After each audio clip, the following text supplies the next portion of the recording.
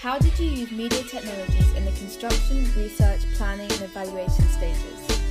I used a wide variety of digital resources such as Photoshop, After Effects, YouTube, but to name a few.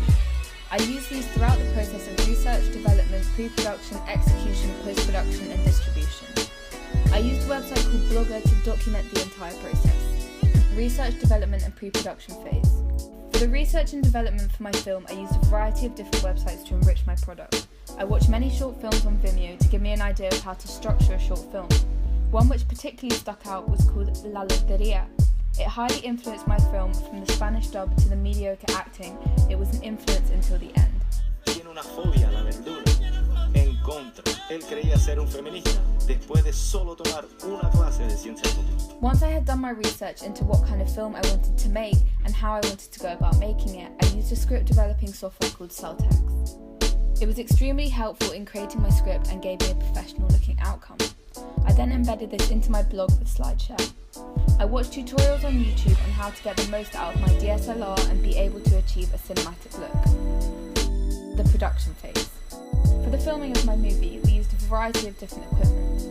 We used a Canon 5D DSLR with two lenses, a wide-angle 24mm lens and a 70-300mm lens. We used a fluid head tripod to achieve stable, smooth shots and a light reflector to balance the light of the actors' faces.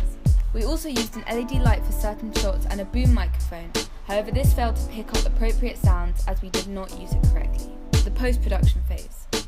I used Final Cut Pro to edit my film together and add the appropriate titles.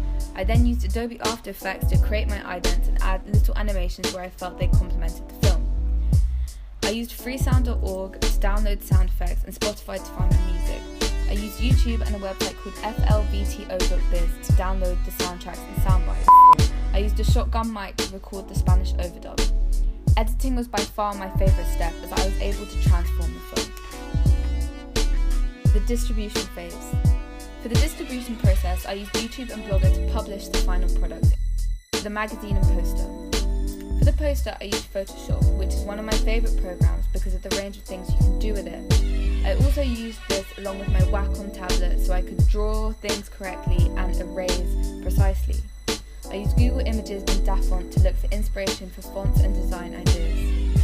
For the magazine, I used InDesign to make the magazine. It was very easy to use and allowed me to get the correct measurement.